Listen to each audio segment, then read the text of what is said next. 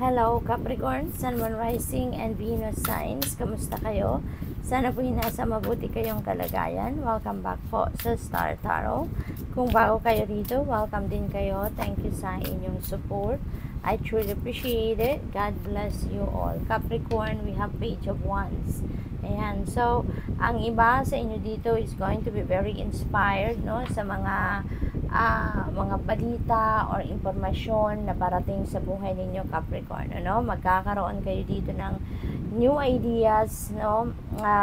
Very energetic, very determined kayo na kunin or subukan kung ano man ang mga opportunities na dadating sa inyo dito, no? So, talagang siguro kayo ngayon, you are going to be very determined dito na sige, sisimulan ko to, no? Kasi you are highly inspired sa ngayon, no? So kung ano man ang mga balitang ito regarding opportunities, parang susunggaban ninyo agad ito, so which is really good. We have two of wands. Ayan. So, planning stage kayo dito, Capricorn. Meron kayong binabalak gawin. Maaring yan ay related sa travel. Maaring yan ay related sa negosyo. Maaring related yan sa new endeavors, mga ganon, ano. Ang maganda dito, habang nagpaplano kayo, meron ng support na pinapadala sa inyo ang universe, no? Meron ng mga opportunities and possibilities na dumadating na sa inyo dito na makakatulong para ma-carry out na ninyo kung ano man yung mga plano ninyo dito. So, napakaganda kasi yung parang ang hinihintay na lang ninyo dito is divine timing. Naghihintay na lang kayo dito ng perfect timing para isakatuparan ninyo ang mga planong ito. Kasi maaaring lahat na kailangan ninyo ay kusang dumadating na, no?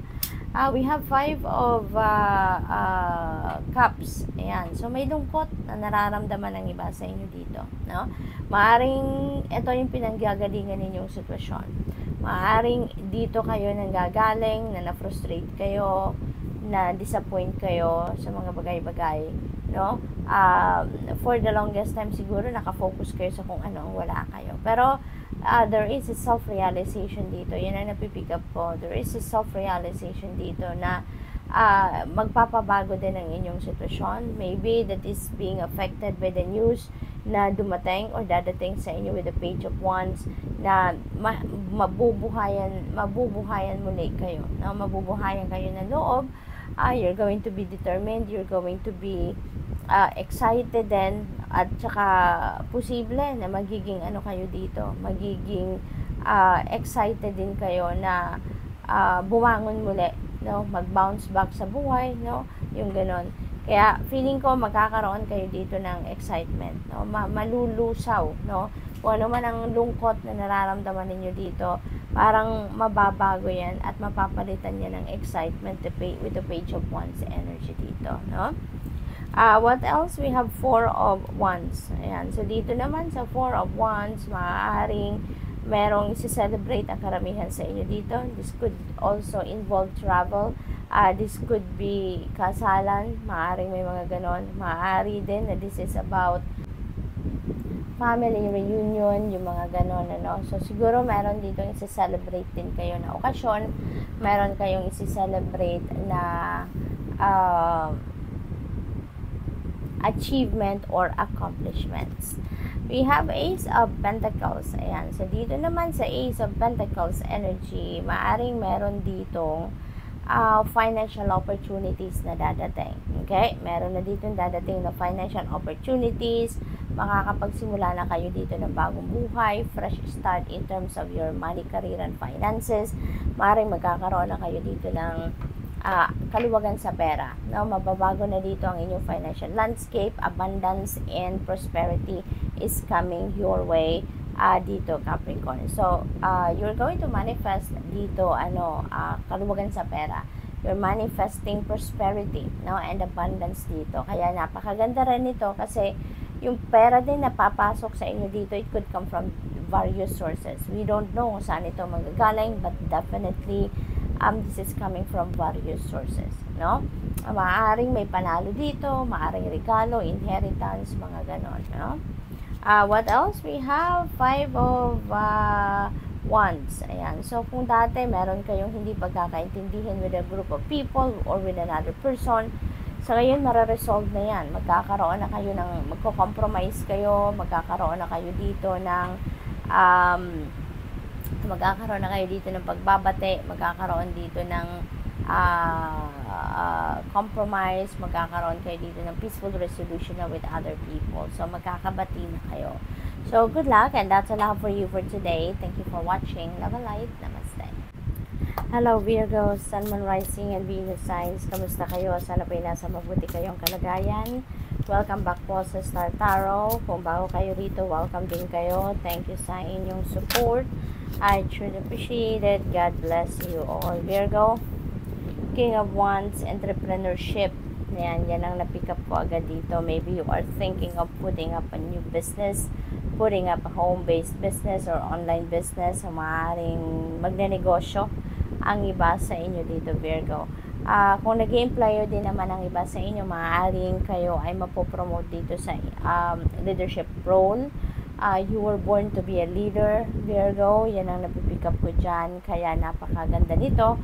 Kasi parang kung ano yung inyong destiny, maaaring that is already at play sa ngayon. Parang dadalhin na kayo ng inyong destiny sa kung saan man kayo nararapat, no? What else? We have Two of Wands. You're making plans, strategizing, no?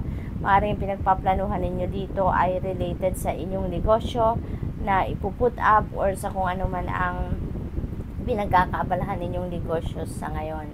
The world is your oyster dito, Virgo, kaya napakaganda kasi habang nagpaplano kayo ng kung ano man negosyo ito or kung ano man ang pinagpaplanuhan ninyo, maaaring meron ng dumadating na mga opportunities and possibilities that can support you para ma-carry out ninyo kung ano man ang inyong mga plano dito, so which is really good. Travel din, no? Maaaring magbabiyahe ang iba sa inyo dito, maaaring you're going to travel na siguro related dito sa iniisip ninyong negosyo, maaaring ganon. Possible din na meron kayong kailangan pagdesisyonan sa ngayon, Virgo. Maaaring you're thinking of something na may choices, kailangan ninyo pagpilian, something like that. We have Ace of Cups, napakaganda. This is divine blessing coming your way, Virgo. Merong swerteng parating talaga sa inyo dito. Yung mga biyayang ito na parating sa inyo, no, ito yung kailangan ninyo. Kasi si Ace of Cups, sinasabi niya na your needs will be met. Kung ano yung kailangan ninyo, kung ano yung necessary, yan ang ibibigay sa inyo ng divine universe, okay? Kaya dito, it could be anything, depende sa inyong sitwasyon. It could be love, it could be relationship, it could be financial opportunities na dadating. So, depende sa inyong sitwasyon kung ano ang kailangan ninyo. Yan ang ibibigay sa inyo. At saka, ang napakaganda rin dito, it's gonna come in abundance, no? It's gonna come in abundance. So, what else? We have 9 of Wands. Ayan, so never give up, never lose hope. Continue on with what you are focusing on right now, okay, Virgo? Focus lang kayo sa kung ano yung pinagkakaabalahan ninyo kasi malapit na din kayong makarating doon sa kung saan kayo dapat papunta, okay? Huwag kayong sumuko kung pagod na kayo, no? Kung pagod na kayo, just step back a little, magpahinga, no? At ipagpatuloy nyo lang kung ano ang inyong ginagawa, no? When you're done sa pag-recharge, pagpapahinga, maaari magkaroon na din kayo ng focus dyan, no? Clarity of mind, then get back to what you are focusing on, at ipagpatuloy ninyo kasi nalalapit na ang inyong tagumpay, okay?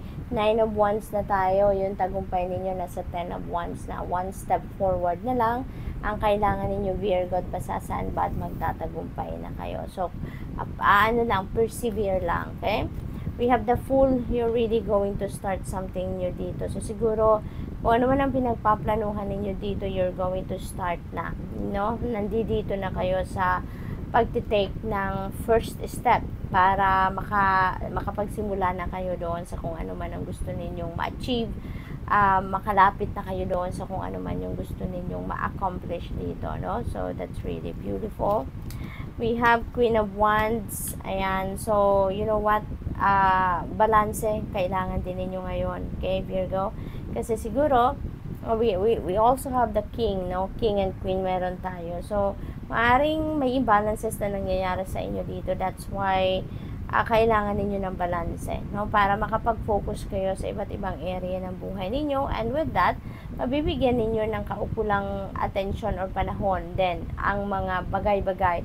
Hindi lang isang area, hindi lang dalawa, but all of the areas of life ninyo para nang sa gayon ay magkaroon kayo ng balance, no?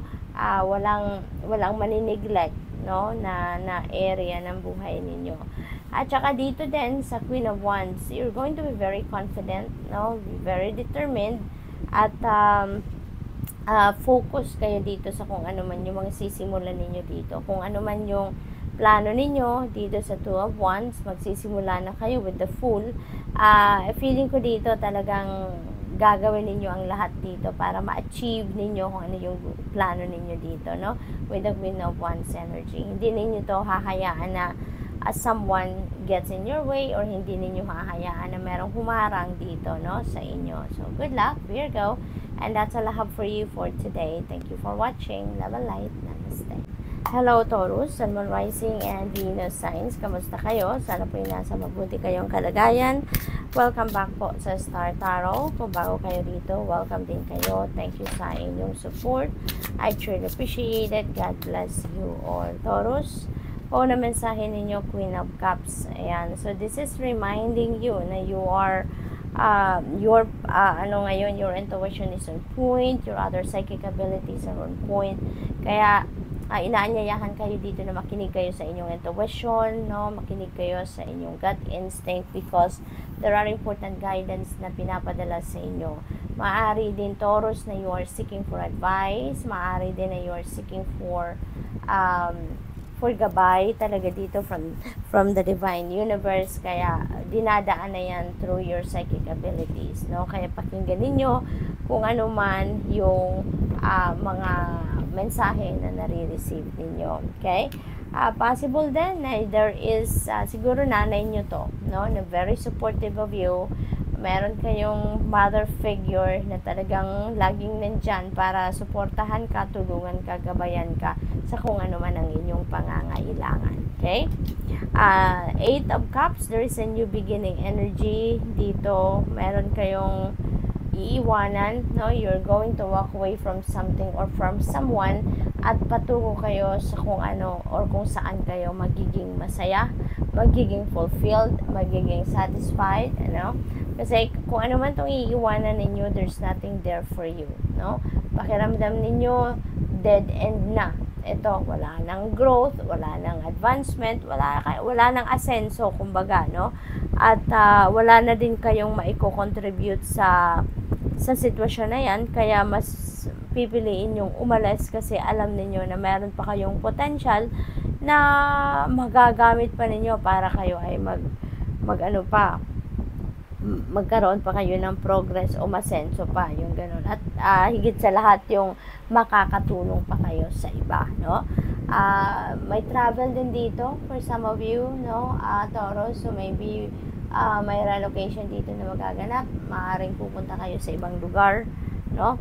Maaaring kayo maglilipat, mangingibang bayan, maglilipat ng trabaho, yung mga ganon, no? So, good luck to that.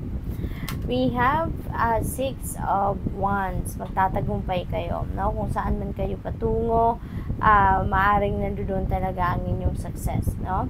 Kung ano man ang pinaghihirapan ninyo dito, pinagtatrabahuan ninyo, maaaring related din ito sa trabaho or career ninyo. At finally, mararecognize na din ang inyong magandang trabaho, yung dedication ninyo, commitment ninyo sa inyong mga ginagawa, that will be also recognized na at this time. At ito yung tagumpay na matagal na ninyong minimithi, no, Taurus? At finally, makukuha nyo na din yan. Possible din na mabigyan kayo dito ng promotion, pay raise, mga ganon, ano? Kaya napakaganda ng inyong sitwasyon sa ngayon. We have 6 of swords. So, meron tayong dalawang 6. That is synchronicity. So, I suggest po, pakitignan po ninyo ang ibig sabihin ng number 66 for more guidance. I-google po ninyo yan kung anong symbolism po, no? Or meaning ng number 66. Travel talaga is very imminent for you, no? May travel talaga dito. Meron kayong pupuntahan. Meron kayong iiwanan talaga dito. Both of this, no? May iiwanan kayo. Sa 6 of swords, ang iiwanan ninyo dito, toxic situation, no? Toxic situation. Hindi ito healthy na para sa'yo. So, it could be anything. It could be family. It could be relationship. It could be trabaho, career ninyo, no? So, whatever it is, aalis na kayo dito kasi hindi na to healthy. Nagagalit na kayo, nai-stress na kayo, anxiety. Yun na yung mga bumabalot sa inyo dito. Kaya mas pipiliin ninyong maging kalmado kayo, mas pipiliin ninyong mahanap ninyo yung inyong peace, para nang sa gayon maging mabuti, maganda na ang inyong pakiramdam or ang inyong kalagayan. Okay? What else? We have 2 of Wands. Ayan. So, you're making plans. Ngayon, you're making plans siguro.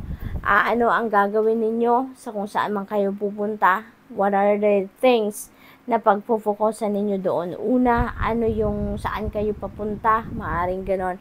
Travel, no? Travel na naman ito, Taurus. Kaya definitely, siguro may relocation talaga ang iba sa inyo dito. Or, talagang mangingibang bayan kayo, no? Maaring ganon.